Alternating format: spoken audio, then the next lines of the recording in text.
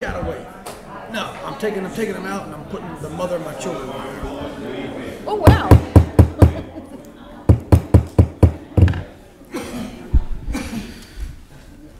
Good evening. I'll call the Tangipahoa Parish public hearing from March the 25th, 2024 to order.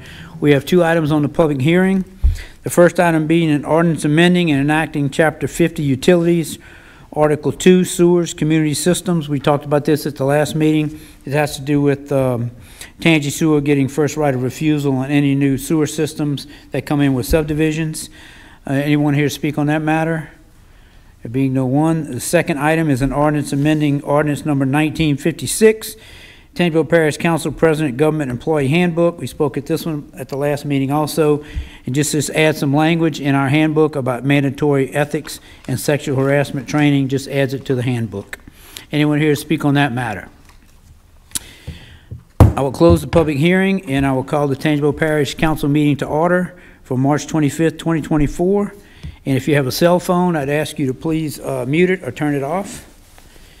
And I will ask Ms. Ciatat to do the invocation this evening, and I'll ask Councilman Havis to do the pledge.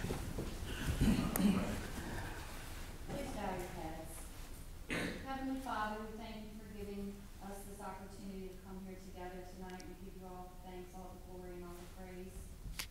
Lord, we pray most high in your name this Holy Week. We pray that families are able to come together this Easter weekend. Please bless us, Lord, with good weather. Any of our families that are traveling, we pray for their safety to get to their destinations, especially next week during spring break for many of our school children.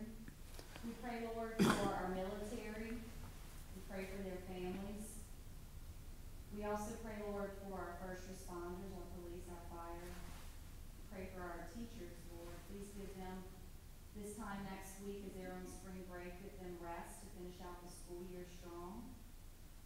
We thank you again, Lord, in this Holy Week to come together as we celebrate the resurrection of your Son, Jesus Christ.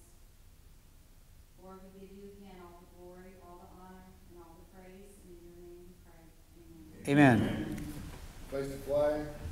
All veterans and active military, please learn the proper salute. I Pledge allegiance to the flag of the United States of America and to the republic for which it stands, one nation, under God, indivisible, with liberty and justice for all. Okay. Ms. Jill, would you call roll, please? Mr. Sinagra, Mr. Ingraffia, Mr. Joseph, Present. Mr. Havis, Here. Mr. Richtel, Mr. Mayhew, Here. Mr. Wells, Here. Mr. Bial, Here. Ms. Hyde, Ms. Ciatat. Here. Okay. Option of the minutes of regular meeting March 11th, 2024. Is there a motion? I so move, Mr. Mr. Chairman. Wells, is there a second? Yes. That would be Mr. Joseph. Would you call roll, please?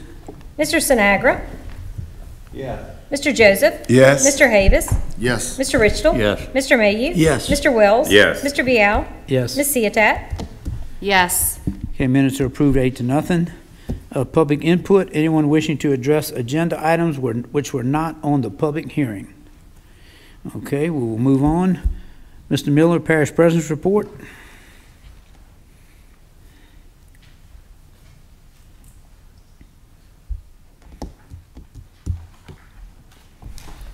Good evening, and we only have a few items. The first one is the financial report. We had our finance committee meeting a little while ago. You should have received an email with our current monthly financial report. As always, if you have any questions on these specifics, please let us know. We'll be glad to get you those answers. The next item is a proclamation for United Way. We have Mr. Michael Williamson here. He's the President and CEO, and Ms. Jameen Dahmer, who's the Senior Vice President of Strategic Workforce Partnerships. And I think they may have some other folks. But if y'all come on up, we're going to do there. We have a proclamation for United Way being 100 years old. Wow. Centennial. They help us tremendously during storms, but actually throughout the year too in full recovery. So I'm going to turn it over to Michael and let him talk about United Way and his folks. And Michael, if you would, for the record, just give us your name and address and whoever else is with you, please. Okay, we'll go in turn. Michael Williamson, President and CEO, United Way of Southeast Louisiana. I'm a proud resident of North Shore. I live in Mandeville, Louisiana, at 1 Crystal Court. And thank you for the opportunity to be here. We have homes in Tangipahoa. My wife used to work up here, though. Jermaine Dahmer, United Way of Southeast Louisiana, 18 years and going strong. Senior VP of Workforce Partnerships. Ponchatoula. Kami Proctor, I'm Vice President Resource Development, and I live in Hammond. Sonia Ragusa Newman, North Shore Executive Director, Hammond girl, but live in Covington. Okay, thank you. So wonderful, and I think if my phone was listening, I'll have real estate ads for Tangipahoa popping up on my search bar here for too long. Hey, thank you for the opportunity to be with you this evening, Mr. Chairman, Mr. President, members of council. First, I want to just reference this wonderful proclamation that you're issuing in our honor for 100 years of service. So if you'd bear with me, I'd like to read that aloud for those that are watching, but then also offer a few brief remarks if that's okay. And so in honor of our centennial anniversary, whereas United Way of Southeast Louisiana was established in 1924 with a mission to eradicate poverty in Tangipahoa Parish, and whereas for a century, United Way of Southeast Louisiana has been at the forefront of addressing critical issues, creating opportunities and fostering positive change in our community, and whereas the organization has built lasting partnerships with donors, advocates, corporate partners, government officials, and nonprofits, contributing to the well-being of individuals and families in need. And I'll go on to kind of close it. Now therefore be it known that Tangipahoa Parish Council President, Government does hereby recognize United Way of Southeast Louisiana centennial anniversary in our parish and call upon all residents to join in celebrating this momentous occasion and recognizing the positive impact United Way of Southeast Louisiana has had on our community, and witness whereof we have hereunto set our hands and caused the seal of the parish of the Tangipahoa to be affixed this 25th day of March of 2024. So I have a few brief remarks if you wouldn't mind. It is a distinct honor and privilege, especially to be standing with my co-workers that have called this parish and do call this parish home. But I'm here on behalf of not just them, but a team of donors and partners with a strong sense of gratitude and pride as we celebrate this significant milestone, the centennial anniversary of United Way of Southeast Louisiana. I want to thank you for the honor of being recognized here for that 100 years of service. And in fact, about 30 years ago, we set an office here in Tangipahoa Parish as well to reaffirm our commitment to the parish. But it's important to note that this centennial is a testament to the legacy of our donors, our volunteers, our advocates, and partners that they've built over the years. It's a celebration of the collective impact we've had on the lives of countless individuals in this parish, like Council President or Parish President Robbie Miller mentioned, especially in times of crisis, but in blue skies as well. Over the last century, United Way has been a force for good, leading initiatives to improve outcomes in education, health, and income for every person everywhere throughout the region and in Tangipahoa Parish. The dedication of our communities to United Way is the reason more families have stable homes, children receive quality education, and people can afford a quality of life. Our work in the parish over the years would not have been possible without the dedication of our extraordinary staff and countless volunteers I get to work alongside each and every day. These are the people who over the last 10 decades have answered the call for help time and time again. For that, we say thank you. Your commitment and support have been instrumental in our ability to make a positive difference. I'm also delighted to present to you our latest impact report. I think we have copies here for you today, and we'll leave them with you, with the council, detailing our local investments in Tangipahoa Parish, including disaster response, financial capability services, emergency food and shelter funding, and more. Your investments have directly contributed to the well-being and prosperity of our community and this community in Tangipahoa Parish. I want to express our heartfelt appreciation for the ongoing support from the Parish Council. Your commitment to addressing local challenges and building a stronger community aligns seamlessly with the values of United Way of Southeast Louisiana. Together, we've achieved remarkable things, and together we will continue to create opportunities and overcome challenges well into our next 100 years. As we look ahead to the next century, I'm filled with the excitement for the future. While we celebrate our accomplishments today, we also recognize there is still much work to be done. Our commitment to the parish remains strong, and we're eager to continue building on our outcomes, creating even greater impact into the years to come. I'm excited about future initiatives we can embark on collectively to ensure a brighter, more resilient Tangipahoa Parish for everyone.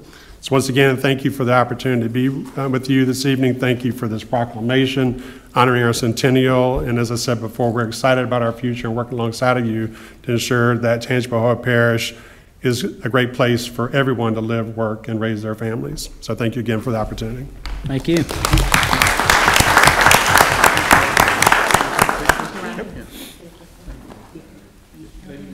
Yeah.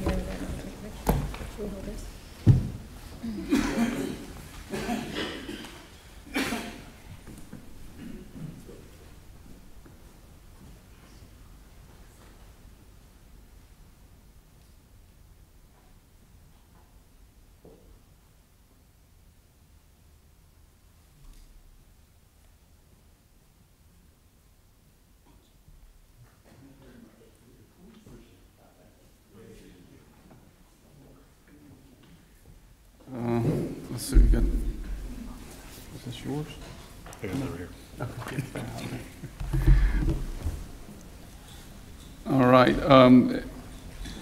As we said, we definitely see the United Way whenever we're having storms and so forth, but they do a lot of really good work. You'll see them all over the parish throughout the years, helping take care of our citizens who need a little help every now and then.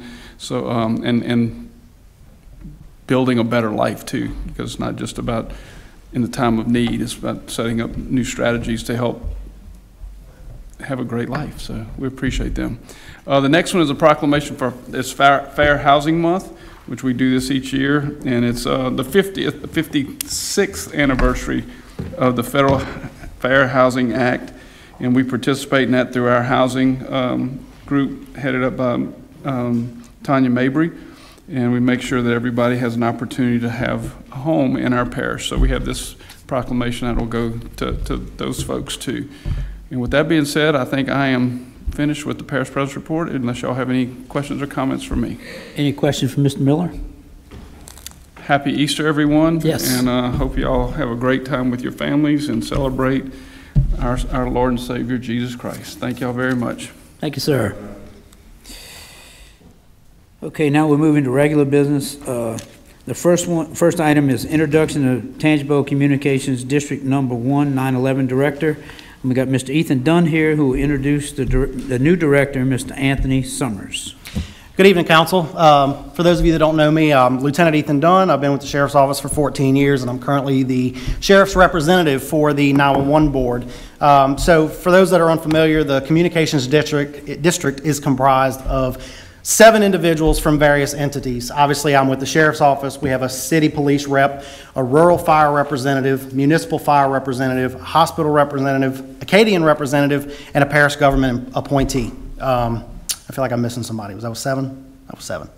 So the end of last summer, when Director DeRoos announced his intent to retire at the end of the year, we started a nationwide search to find a replacement.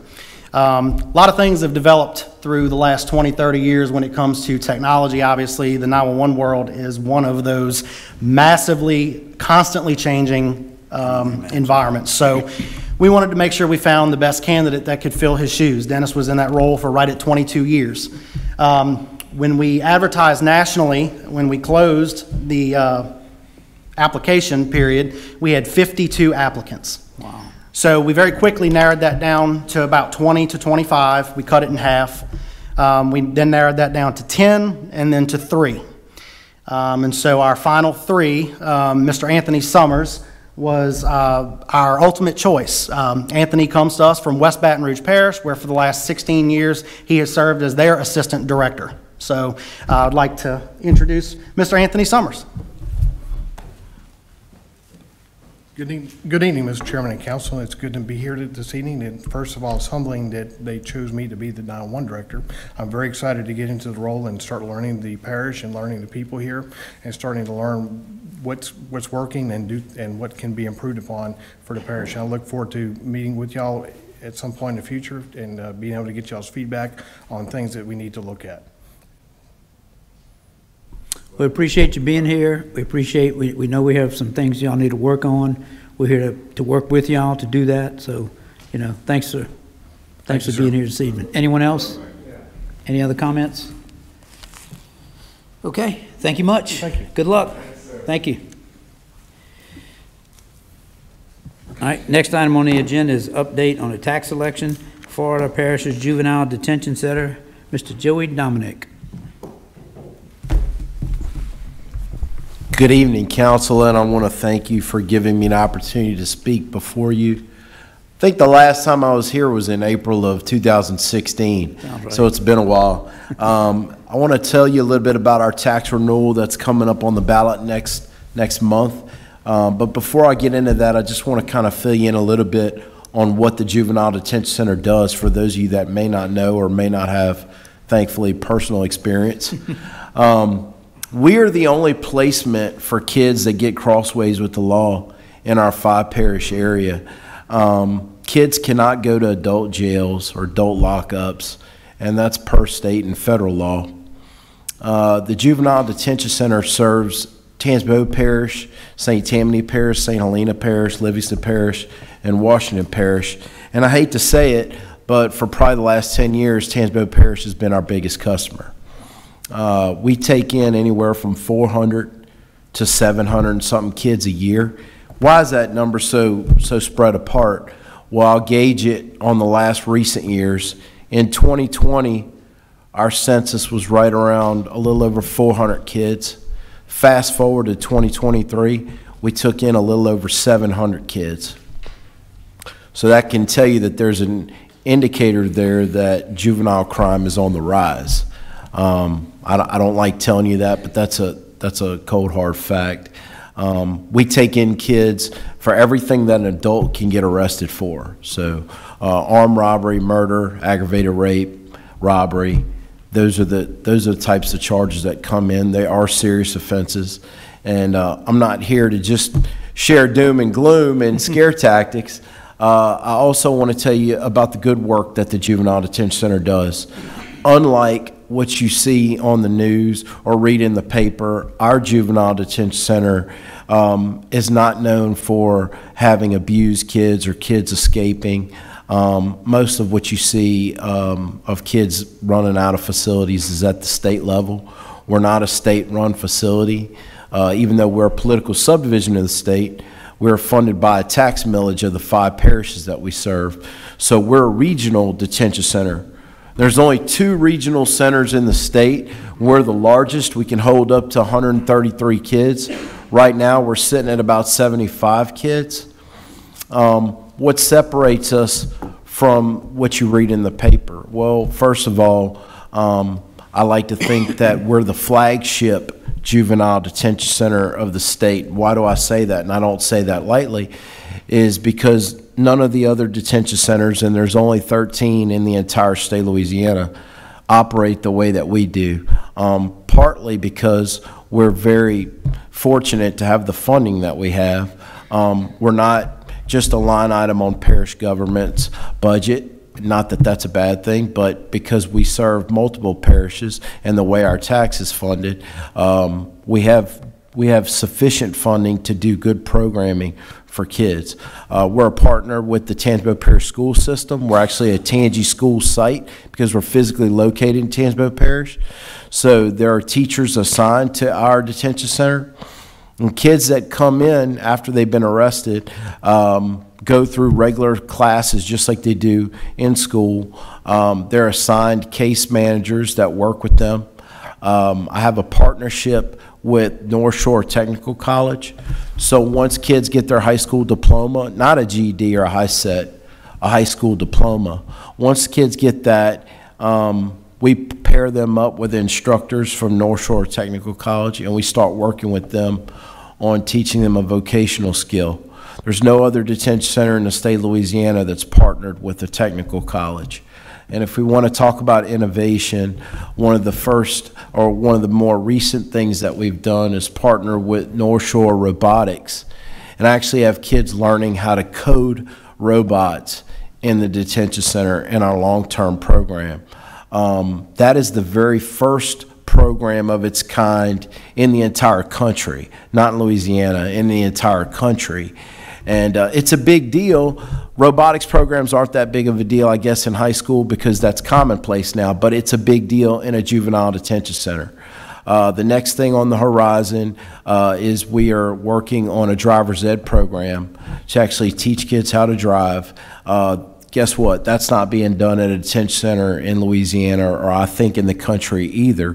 Why do I want to teach kids that are at risk how to drive? Well, having a driver's license is a barrier to employment if you don't have one. And for kids that come from impoverished homes, it's very difficult for a parent who doesn't even have the gas money to come visit a kid in detention, much less pay for a driver's ed course that could cost upwards of $1,500.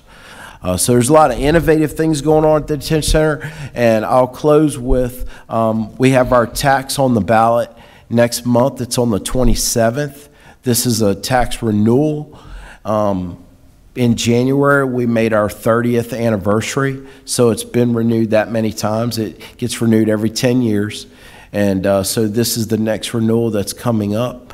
I asked the council to consider, perhaps for your next meeting, adopting a resolution of support for our tax. Without this detention center, or without this tax, we would have to shut the doors.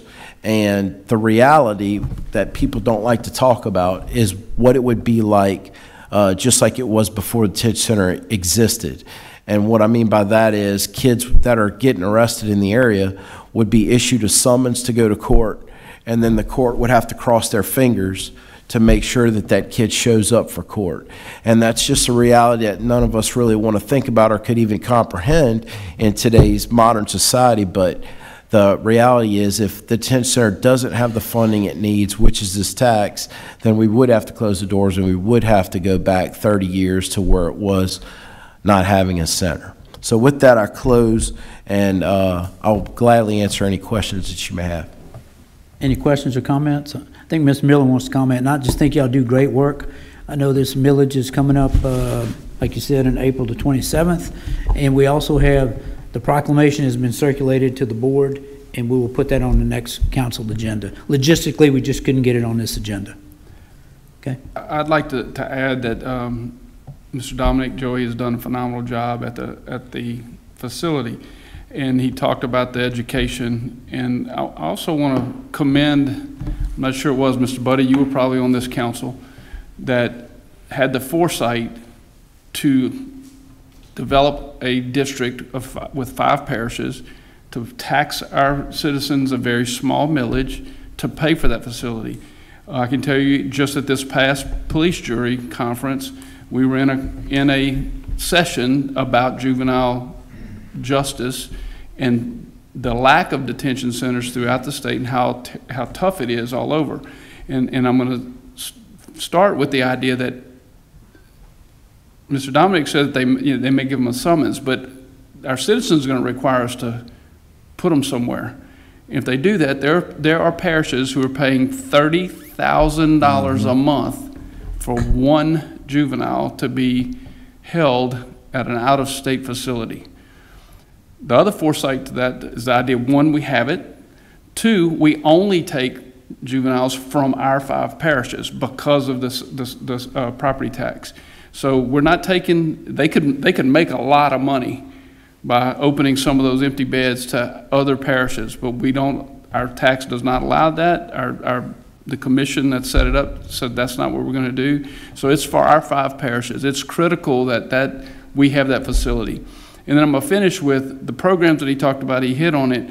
I've been to 2 or 3 of the graduations where the students graduate from high school, or they're getting their certificates for their whatever it is, their trade that they've, and they know it. It's not, they go to school. It's not a just, check the boxes or whatever. They actually do the work, and it's a very moving celebration for those young people, because they can change their lives. They do. These guys do change their lives, and they put people who are in trouble back as being very good citizens and very and it changes their lives absolutely. But it also makes them part of our society, and that they become good parents and good neighbors to all of us. So their facility does a great job, and I want to make sure that everybody understands that we believe that. So thank you, sir. Thank you. Appreciate you. Any other comments or questions, council? Mr. Dominic, thank you, sir. Thank you. Appreciate you being here tonight. Thank you. Okay, next item on the agenda is a presentation by the Regional Planning Commission, Path to Zero Safety Action Plan Introduction, and Mr. Nelson Hollings will be giving that presentation. And there's some other folks here from that RPC, but he will be handling it. But we invite whoever wants to come up, come on up. And there's a packet in your, but we got it on the screen, but there's a packet in your agenda. Alrighty, thank you, Council, for having us. We really appreciate being put on this agenda. Today, we're going to be talking about a really exciting discretionary grant we've been working on. We started a couple months ago, but we're now moving into sort of our outreach portion. This grant's called the Safe Streets and Roads for All Safety Action Plan Grant. So this is funded out of the bipartisan infrastructure bill. And basically what we'll be doing is we'll be looking a lot of crash data as well as some equity data and doing a lot of stakeholder outreach to get an idea of the safety concerns that are on our roads, to develop an action plan that will then enable the parish, Tangipahoa, to pursue implementation funding for all the roads within the parish. So this is really looking at reducing fatalities and serious injuries on your roadways. This is a regional action plan, so we're developing it with obviously Tangipahoa, but also St. Tammany and St. John the Baptist. At the end of this, there will be a portion of the plan that will focus specifically on Tangipahoa Parish that will provide infrastructure as well as behavioral countermeasures to hopefully bring those fatalities and serious injuries down around the parish. I'm going to turn this over to Jonathan, who's going to kind of go into some of the specifics of the grant, but if you have any questions or comments or concerns, we'd be happy to answer them. All right, thank you very much. My name is Jonathan Gambino. We are part of I'm with Volkert, and we are part of the consultant team that was hired by RPC for this project. So this is going to be a brief presentation. This is the agenda for the presentation, and we'll just kind of roll right on through.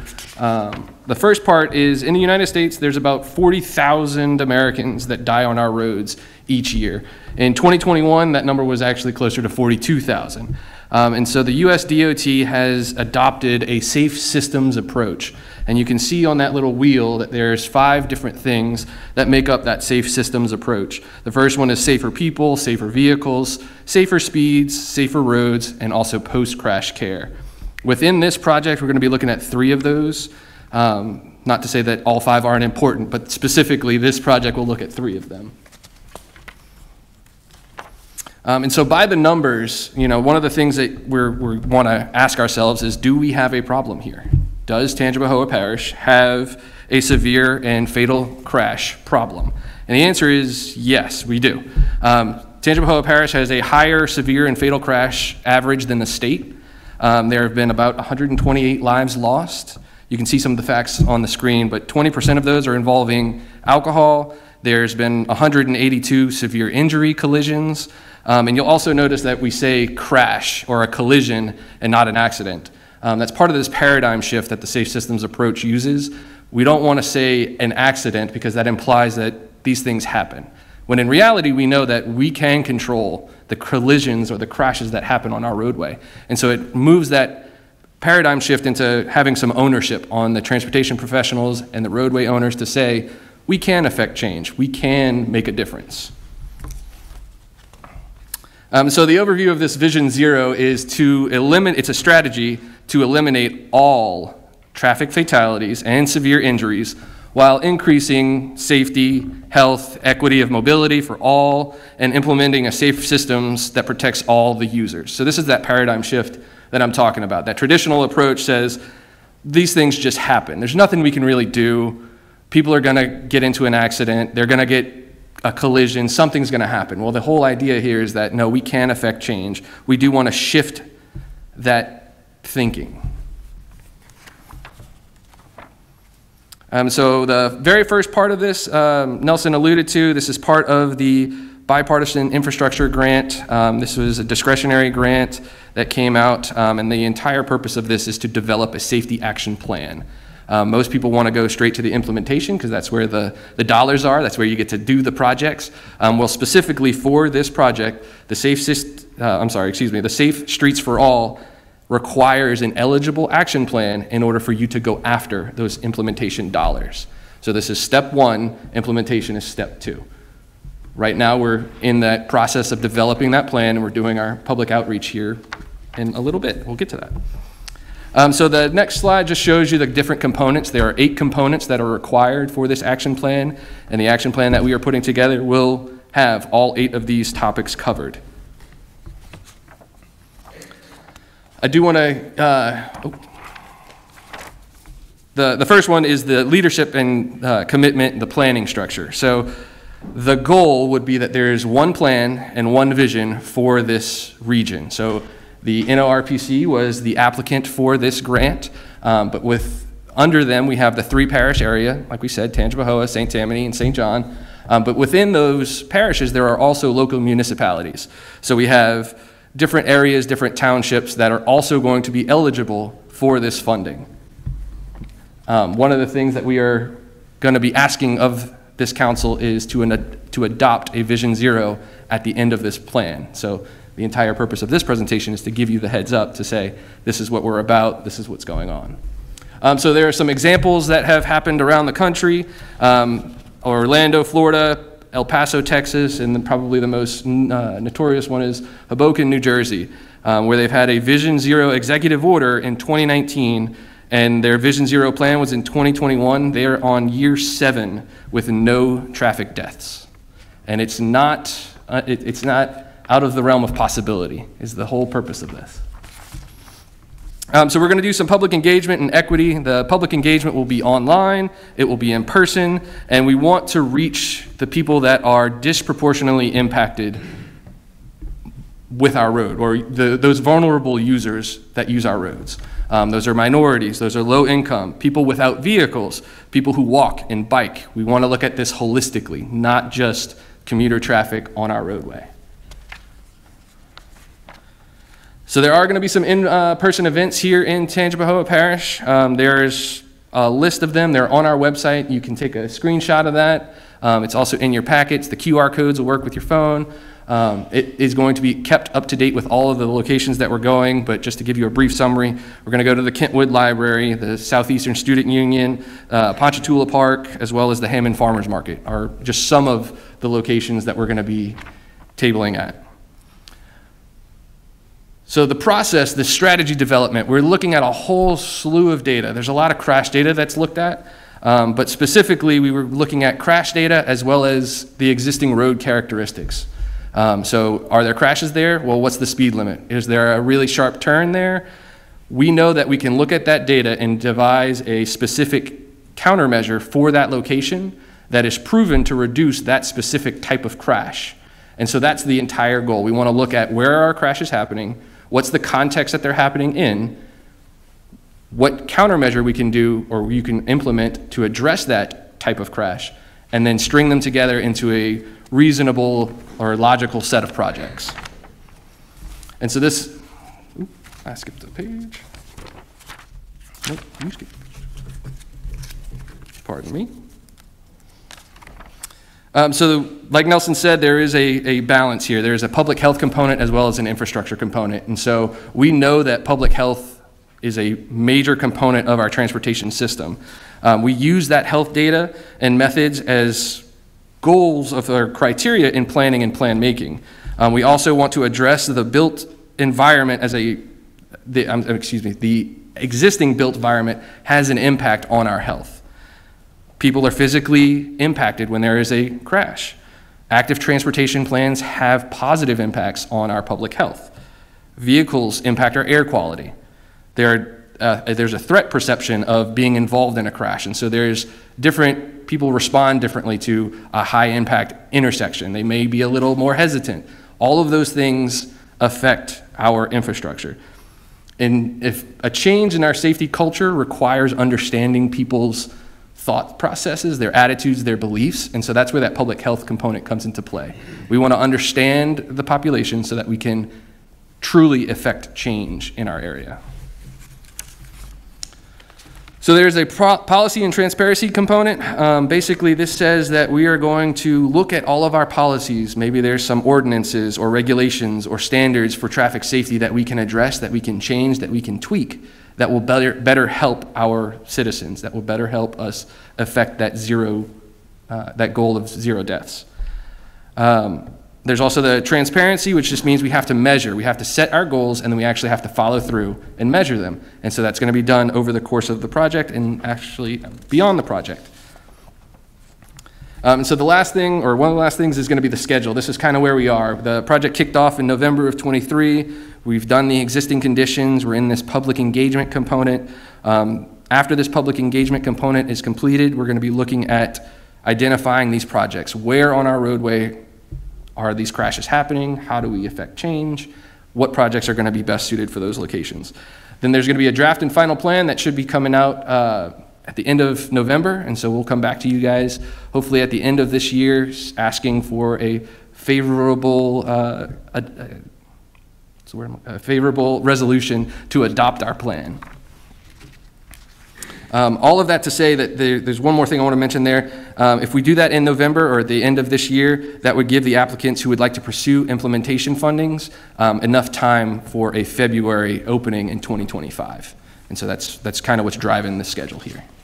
And this is our contact information.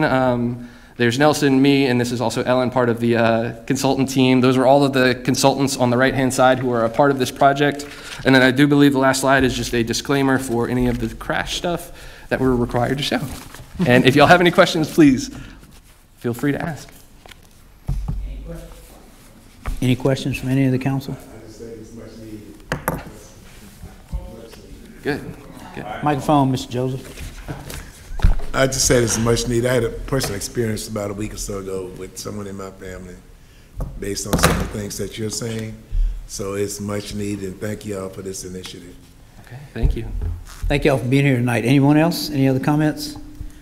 Thank y'all much. Be safe traveling home. Thank you. Crossing the pond. Okay, item 7, adoption of an ordinance 24-6. Ordinance amending and enacting Chapter 50 Utilities, Article 2 Sewers. We talked about it earlier. It's gives our Tangi Sewer the first right of refusal. I so move. There's a motion by Mr. Ridgel. Is there a second?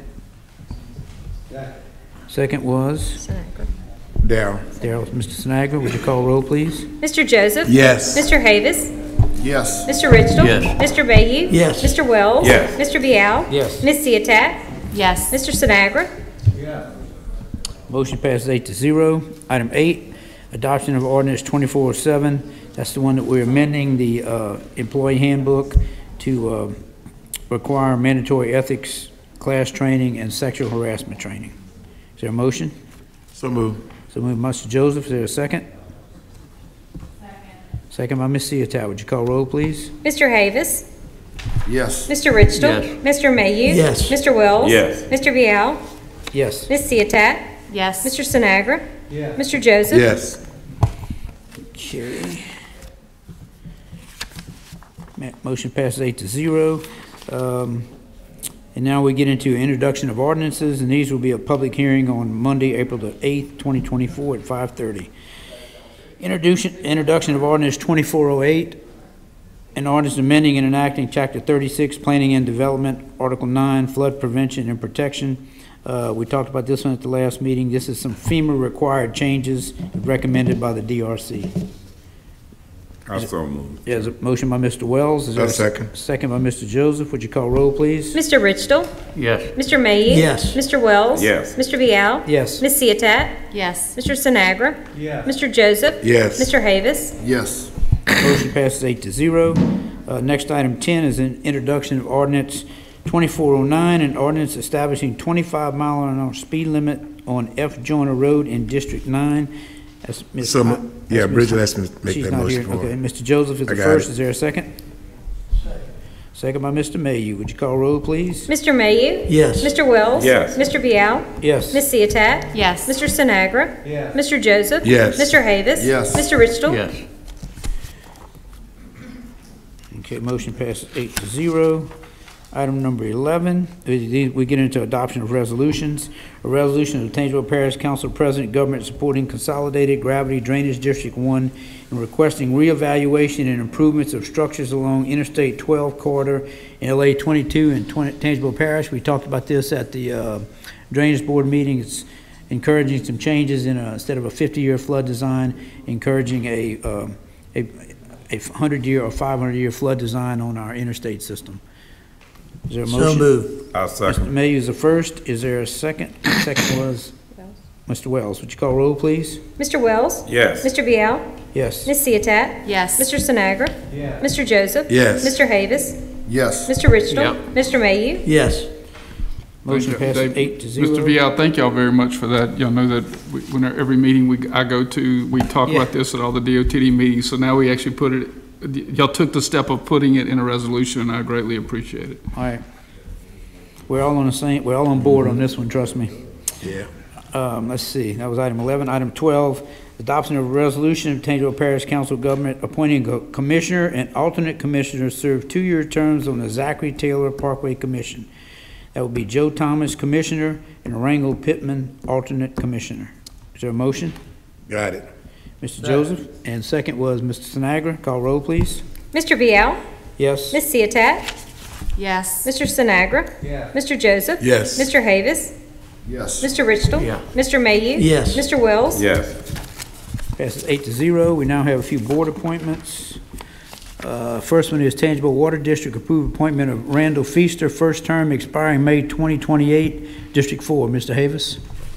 I will make that motion. First by Mr. Havis. Is I'll there a second. second? Second by Mr. Joseph. Would you call roll, please? Ms. Ciotat? Yes. Mr. Sinagra? Yes. Mr. Joseph? Yes. Mr. Havis? Yes. Mr. Richtel? Yeah. Mr. Mayhew? Yes. Mr. Wells? Yes. Mr. Vial? Yes. Passes 8-0. Item 14, Tangipahoa Voluntary Council on Aging approved the appointment of Michael Cazzaroni, first term expiring, I did pretty good on that, huh? Expiring October 2026. Mr. Sinagra. I'll make that motion. All right. Mr. Sinagra is the first. Is there a Yeah, I'll second? second. Second by Yes. Mr. Joseph. Would you call roll, please? Mr. Sinagra? Yes. Mr. Joseph? Yes. Mr. Havis? Yes. Mr. Richtel? Yeah. Mr. Mayhew? Yes. Mr. Wells? Yes. Mr. Vial? Yes. Ms. Ciotat? Yes. Okay, item 15, is the last board appointment will be to keep Tangi beautiful, accept the resignations of Richard, I'm assuming we can do all these together. Is everyone okay with that? There's 3 of them. sure. Okay. Accept the resignations of Richard Fox and Lisa W. and approve appointment for Nathan Daniels to fill an unexpired term expiring May 2025. That's Ms. Ciotat, District 10. Carolyn Howard to fill unexpired term expiring May 2025. That's in my District 8. And Ronald Harrell, first term expiring May 2026, and that's in Mr. Wells' district. I'll entertain a motion. I'll make that motion, Mr. Chairman. First by Mr. Wells. I'll second. Second by Ms. Ciotat. Would you call roll, please? Mr. Joseph? Yes. Mr. Havis? Yes. Mr. Richtel? Mr. Mayhew? Yes. Mr. Wells? Yes. Mr. Vial? Yes. Ms. Ciotat? Yes. Mr. Sinagra? Yes. Let's see, I got all those, okay. All right, any beer, wine, or liquor permits? None. There being none. Any legal matters? No, sir. Cassio? Nothing tonight. All righty. Any councilman privileges? Yes. Yes, I think we, I have Mr. one. Joseph. Yes, sir. As some of y'all may know, I represent the council on the Keep Tangipahoa Parish Beautiful Committee. We met last week after the Sicilian Festival, making plans for the Italian Festival in Tangipahoa, getting ready for the Strawberry Festival.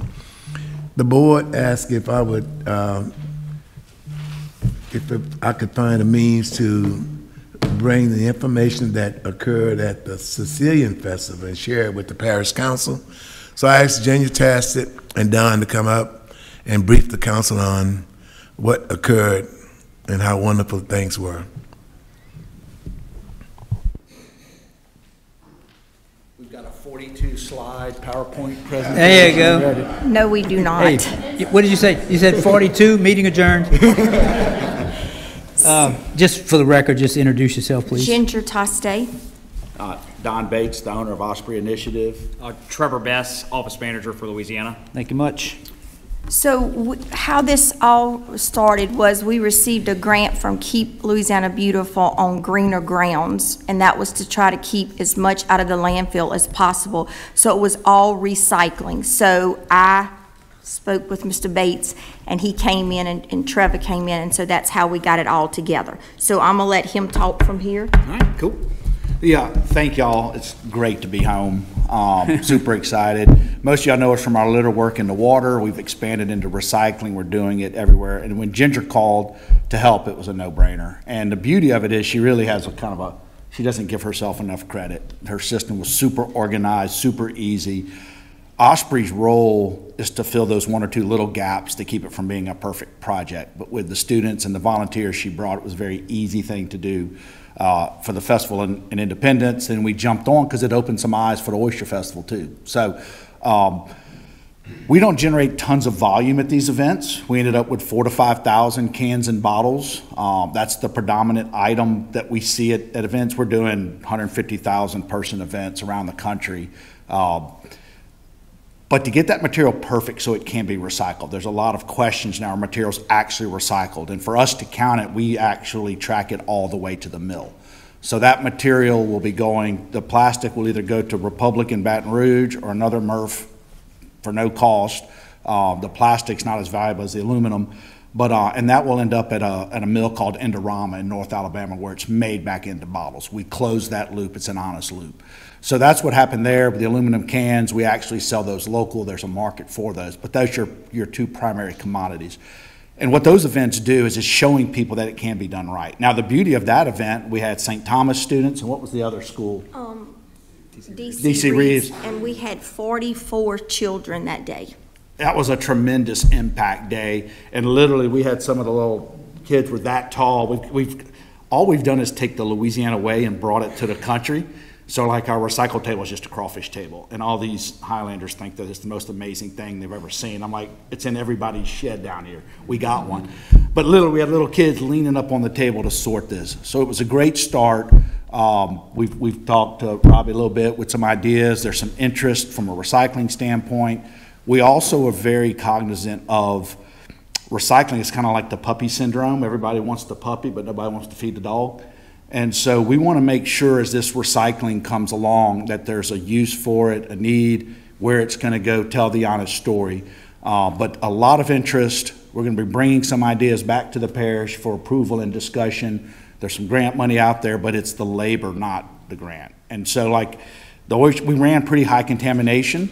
There's certain tricks and education that goes with that, but a lot of people give up after that first event.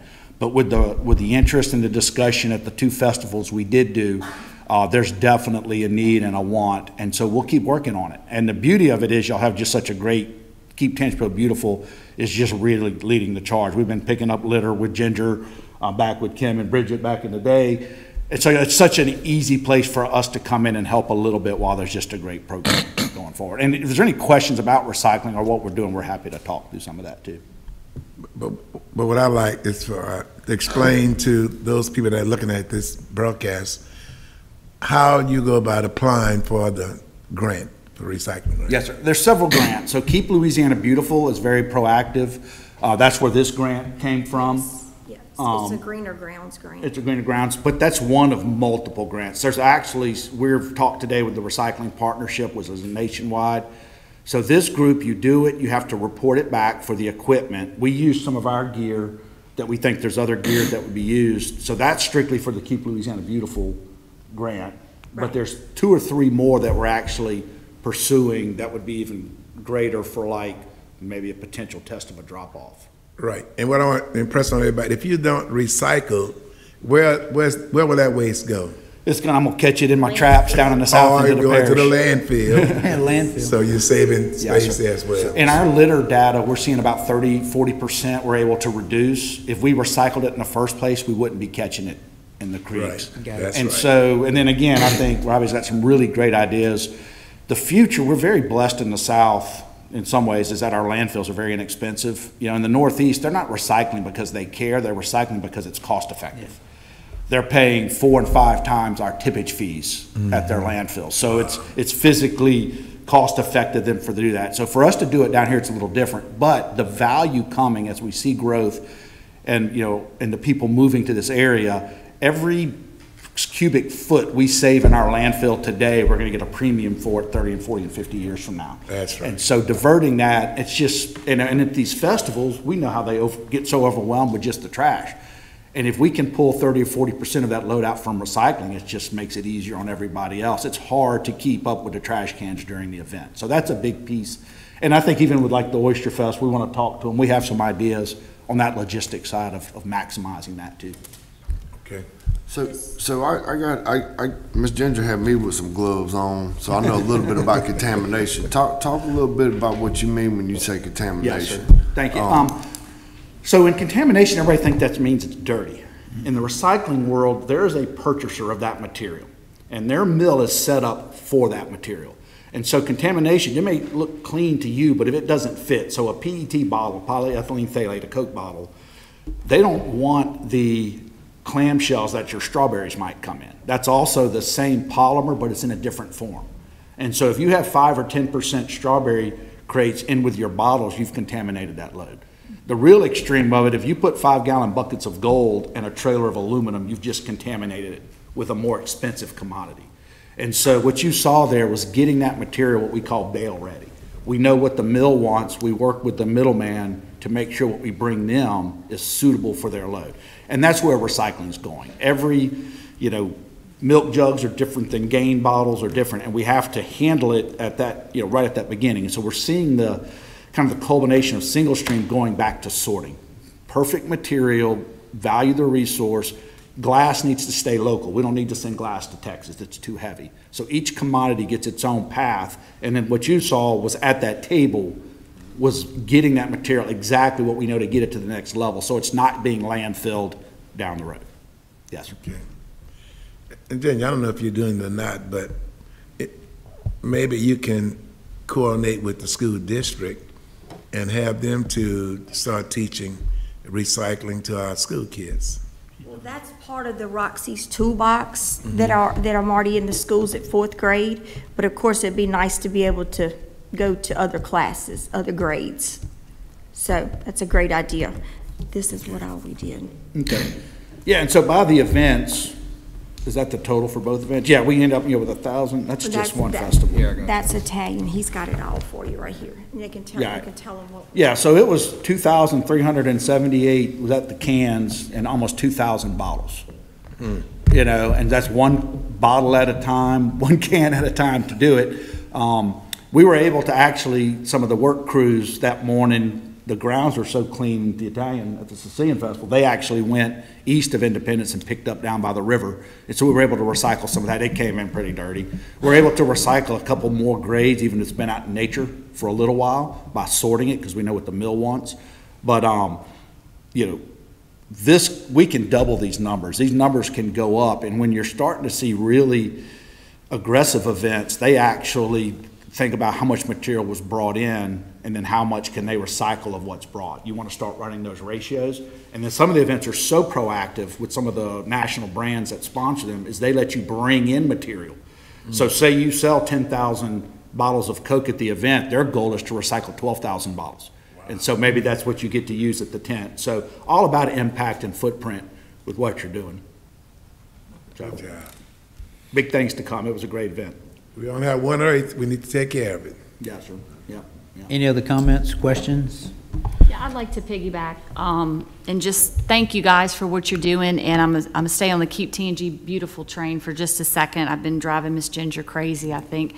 But she and I have been working on something. We have an initiative that's coming up that we're hoping for the entire parish. I'll give you guys a little bit more information probably next week, but we're trying to do an initiative throughout the parish coming up in April. The month of April is Love the Boot Month. So just keep your eyes peeled for that, and really going to try and work on something to get the community involved all throughout, from the north end to the south end. But thank y'all, and happy Easter. Yes. Anything else from you guys? Appreciate y'all being here. Thank you much. Yep. Have a good evening. I think it's already been said, but hey, happy Easter to everyone. And any other councilman privileges first? If not, is there a motion to adjourn? Well, I'd like to say happy Easter to everybody. Good. Everybody, and happy Resurrection Day that is coming. Yeah. Motion. I'll make a motion. Motion to adjourn. Any objections? Hearing none. Meeting adjourned. Thank you. Jay Pittman. What are you doing? What are you doing?